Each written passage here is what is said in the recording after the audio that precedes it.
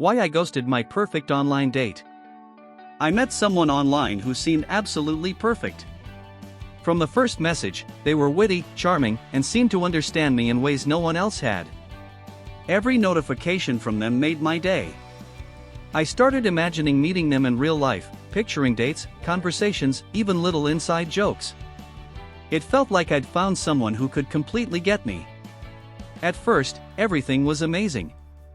We messaged constantly, shared stories about our childhoods, talked about hobbies, dreams, and favorite movies. I started feeling like we were connecting on a deep level, something rare and unique. But soon, small red flags started appearing. They would disappear for hours or even a whole day and then apologize with excuses that sounded reasonable at first.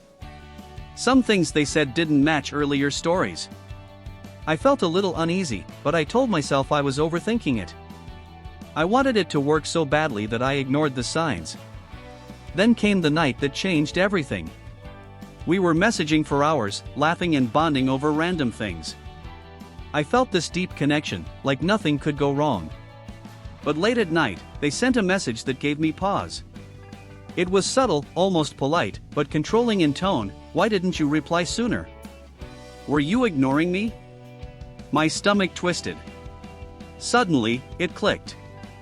Their charm was masking something else. A need for control. A pattern I hadn't noticed before. They were testing boundaries, guilt-tripping me without it being obvious.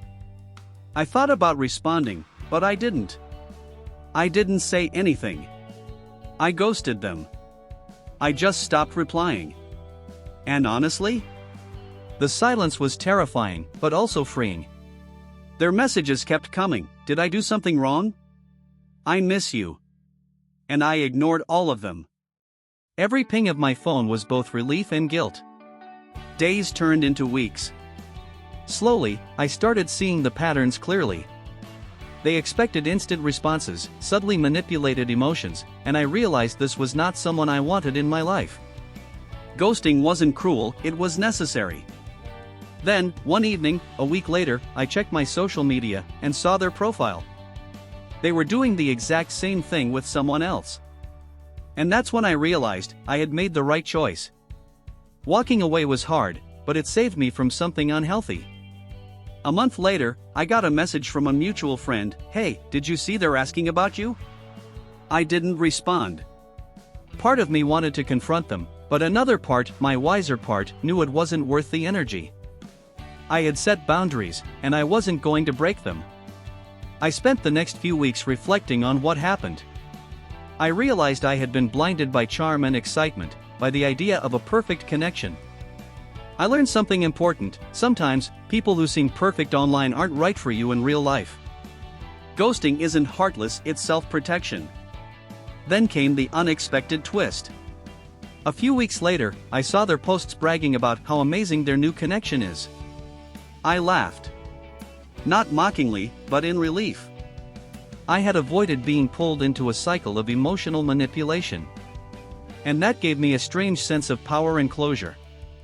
This story taught me about trusting my instincts, recognizing patterns, and protecting myself emotionally. I realized that the idea of someone being perfect can be dangerously misleading, especially online. And sometimes, the best decision is to disappear silently, to ghost, and to move on. By the time I tell this story to friends now, I always emphasize, it wasn't easy. It was scary. It felt wrong in the moment.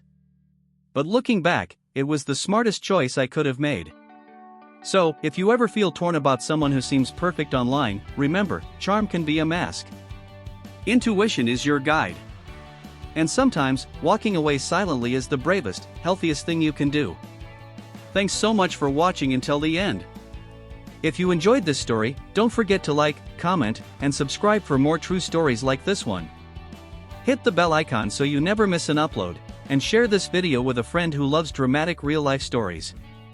I'll see you in the next video.